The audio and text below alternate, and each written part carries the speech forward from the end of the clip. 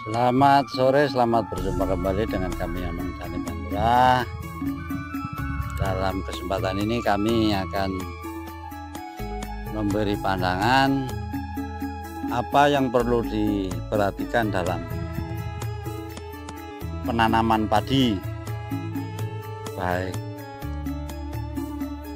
jarak tanam, jarak antar tanam, atau sistem yang bisa dipakai untuk mempermudah dalam pemeliharaan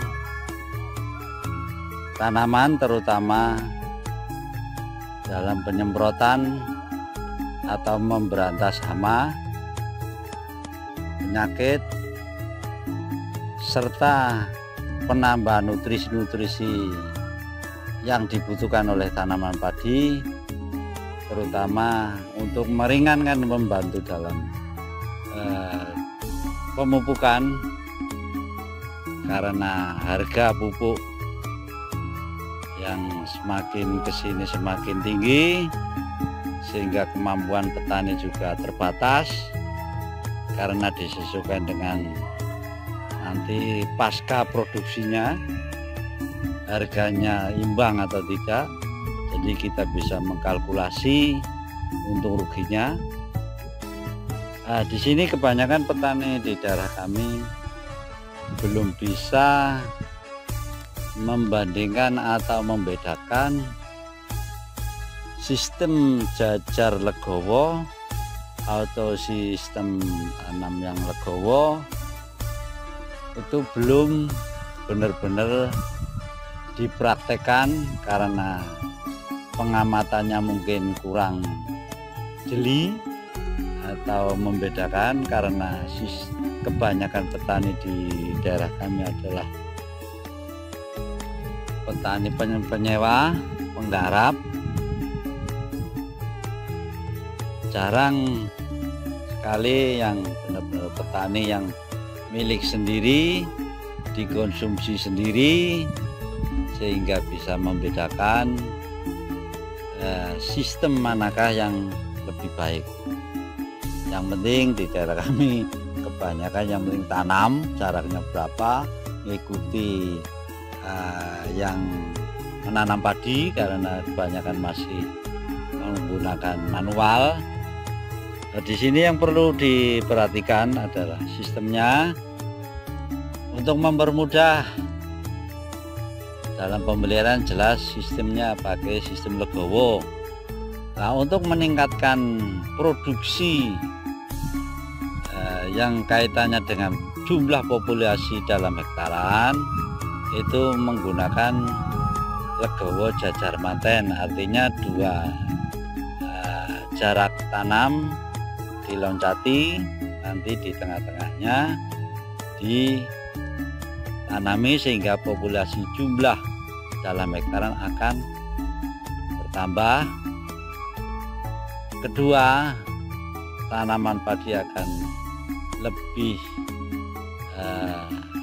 bebas menghirup udara karena sela-selanya akan lebih longgar ketimbang jarak tanam yang rapat. Nah, yang terakhir, semakin tanah itu subur atau jombor kalau di daerah kami, itu sebaiknya jarak tanam semakin jarang, jangan rapat. Nah, kemungkinan di sini jarang juga diperhatikan dari faktor karakter benih itu sendiri. Misalnya faktor karakter benih itu sendiri, anakannya banyak. Kita tidak perlu menanam padi yang sebanyak ini, karena ini saya lihat ada yang 6, ada yang 5, ada yang berapa ini. Nah, ini itu justru akan mengurangi anakan, karena semakin ini semakin rapat ini, persaingan anakan pertumbuhan itu akan berkurang karena ditunjang oleh kesediaan nutrisi tersebut kurang sehingga muncullah padi yang malainya pendek.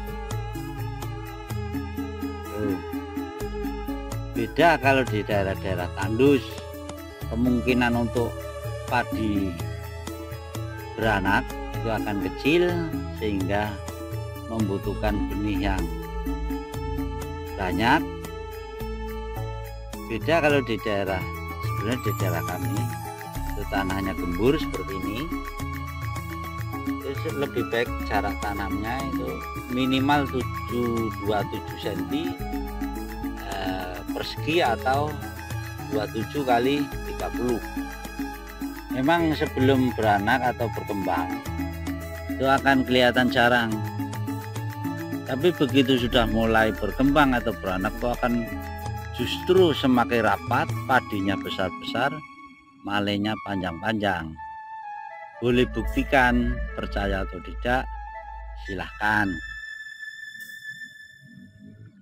Nah, misalnya padi benihnya di semai sudah terlanjur tua, jangan pusing, yang penting gerak cepat. Artinya apa?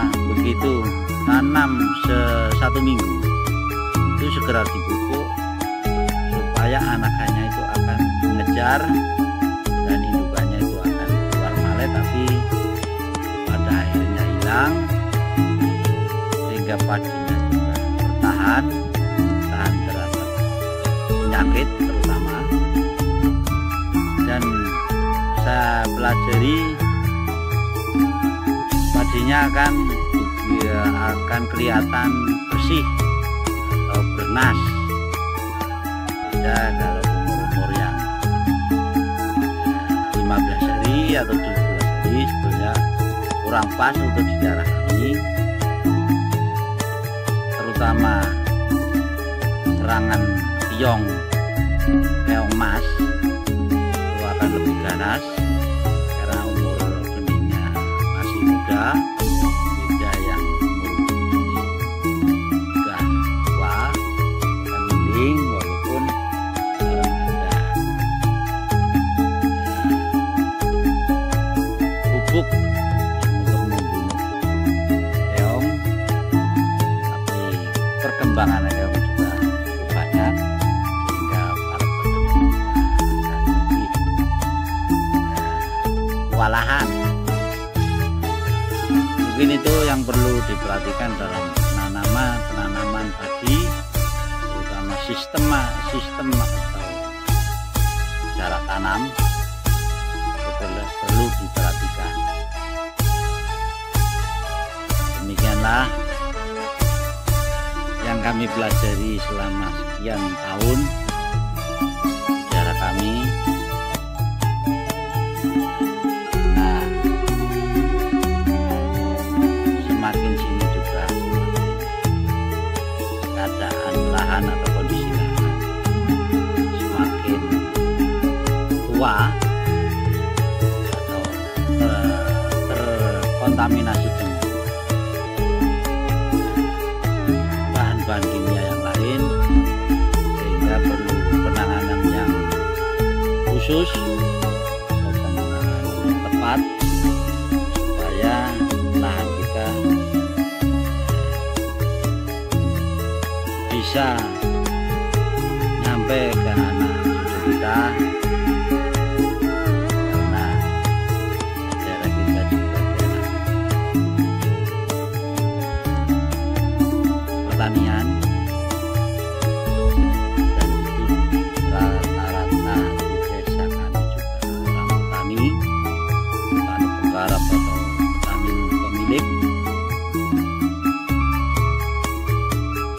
Untuk itu kami juga menghimbau yang lain supaya bisa merawat. Pemerintah juga sering menginformasikan